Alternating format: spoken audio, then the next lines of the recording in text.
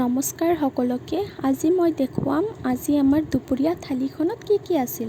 তো আজি আমাৰ দুপৰীয়া থালিখনত আছিল ভাত, চানা দাইল, বেঙেনা ভাজা, সালাড, লেচেৰা, আলু আৰু গাজৰৰ সৈতে ভাজি, কচুলতি ভাজি আৰু মই অলপমান পাপৰ লৈ লৈছিলোঁ। এতিয়া আহকচোন চাওঁ এইবিলাক মোৰ মায়ে আজি কেনেদৰে বনাইছে। তো প্ৰথমতে মায়ে ইয়াতে চব্জিকেইটা কাটি ৰেডি কৰি ৰাখিছে আৰু এইফালে বেঙেনা ভাজাৰ কাৰণে বেঙেনাকেইটা এনেদৰে কাটি আছে। কিছুমান গোলকৈ কাটিছিল আৰু দুটামান দীঘলকৈ কাটিছিল আৰু মাজতেও এনেকৈ ফালি দিছিল। আৰু মেৰিনেট কৰিবৰ কাৰণে বেঙেনাত দিছে ৰঙা জলকীয়া গুড়ি, হালধি গুড়ি আৰু অলপমান ধনিয়া গুড়ি। এইকেইটা দি মেৰিনেট কৰি থৈ দিলে বেঙেনাটো ছফ্ট হয়। আৰু অলপমান নিমখো দিছিল। তো এনেদৰে বেঙেনাটো মেৰিনেট কৰি থ'লে নৰম হৈ থাকে। চানা দাইল বনাবৰ কাৰণে কুকাৰ এটা বহাই দিছে। তাতে অলপমান মিঠাতেল দিছে আৰু এটা তেজপাত, গোটা জিৰা 1 চামুচ, তাৰপিছত 1 চামুচ নহৰু পেষ্ট, এটা পিঁয়াজ আৰু এটা ৰঙা জলকীয়া।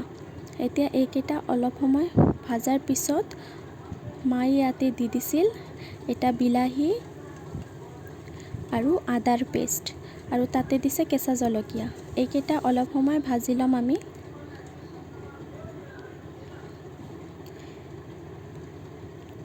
এইকেইটা অলপ সময় ভাজাৰ পিছত ইয়াতে দি দিয়া হ'ল মছলাকেইটা। 1 চামুচ হালধি গুড়ি, 1 চামুচ ৰঙা জলকীয়া গুড়ি আৰু 1 চামুচ ধনিয়া গুড়ি। তাৰপিছত ইয়াতে অলপমান পানী দি লোৱা হৈছে, নহ'লে মছলাখিনি জ্বলি যাব, মই সদায় কওঁ। আৰু তাৰপিছত ইয়াতে দি দিছোঁ কাশ্মীৰী ৰঙা জলকীয়া গুড়ি।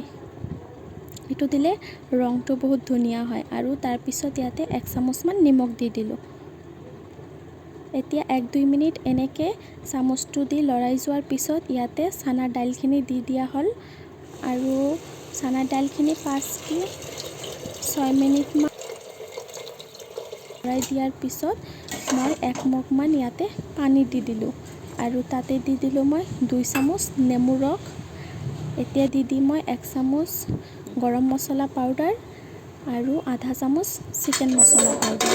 এতিয়া কুকাৰটো মই লগাই দিলোঁ আৰু এইফালে লেচেৰা ভাজি বনাবৰ কাৰণে কেৰাহীখনত দি দিলোঁ মিঠাতেল, গোটা জিৰা আধা চামুচ, অলপমান পিঁয়াজ আৰু কেইটামান কেঁচা জলকীয়া। এতিয়া এইকেইটা অলপ সময় ভাজাৰ পিছত মই ইয়াতে লেচেৰা ভাজিখিনি দি দিলোঁ আৰু ইয়াতে দি দিলোঁ মই আধা চামুচতকৈ কম নিমখ আৰু অলপমান হালধি গুড়ি আৰু অলপমান ধনিয়া গুড়ি। এতিয়া এইখিনি চামুচেদি এনেকৈ লৰাই থাকিম। 2-4 মিনিট এনেদৰে ভাজাৰ পিছত মই এইটো ঢাকোন মাৰি দিলোঁ আৰু এইফালে আমাৰ দাইল হৈ আছে।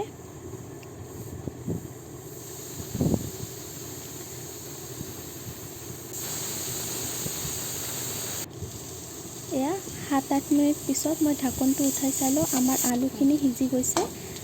তো আমাৰ ভাজিখিনিও ৰেডি হৈ গৈছে। এতিয়া বেঙেনা ভাজিবৰ কাৰণে টাৱাত দি দিলোঁ অলপমান মিঠাতেল আৰু মেৰিনেট কৰি থকা বেঙেনাখিনি।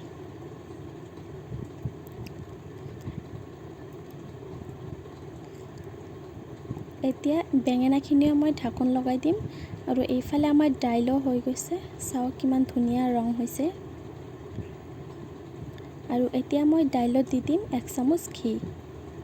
যদি আপোনালোকে ঘি দিব নিবিচাৰে এইটো আপোনালোকৰ ইচ্ছা, নিদিব পাৰে আপোনালোকে। আৰু এইফালে বেঙেনাকেইটা মই গোটেইকেইটা উল্টাই দিলোঁ আৰু এইফালে কচুলতি বনাবৰ কাৰণে কেৰাহীত অলপমান মিঠাতেল, অলপমান গোটা জিৰা, পিঁয়াজ আৰু এটা শুকান জলকীয়া মই দি দিলোঁ। তাৰপিছত মই ইয়াতে কচুলতিখিনি দি দিলোঁ। ইয়াতে মই মছলা দিছিল হালধি গুড়ি আৰু অলপমান ধনিয়া গুড়ি, এইটো দেখাবই পাহৰিলোঁ মই। তাৰপিছত ইয়াতে অলপমান মই পানী দি দিম কচুলতিখিনি সিজিবৰ কাৰণে। বেছি নিদিওঁ, অলপে দিছোঁ। এইটো ঢাকোনটো মাৰি দিলোঁ আৰু এইফালে আমাৰ বেঙেনা ভাজাও ৰেডি হৈ গ'ল। এয়া আমাৰ কচুলতি পানীখিনি শুকাইছে, তাতে মায়ে দি দিল অলপমান নেমু ৰস। নেমু ৰস দিলে গলত যে লাগি ধৰে কচুলতি, সেইটো নালাগিব তেতিয়া। কিছুমান কচুলতি আছে খালে গলত কেনেকুৱা বা লাগে, তো নেমু টেঙা দিলে সেইটো নালাগিব। তো এয়া আমাৰ আজি দুপৰীয়াৰ থালিখন ৰেডি হৈ গ'ল। ভিডিঅ'টো ভাল লাগিলে লাইক, শ্বেয়াৰ এণ্ড ছাবস্ক্ৰাইব কৰিব।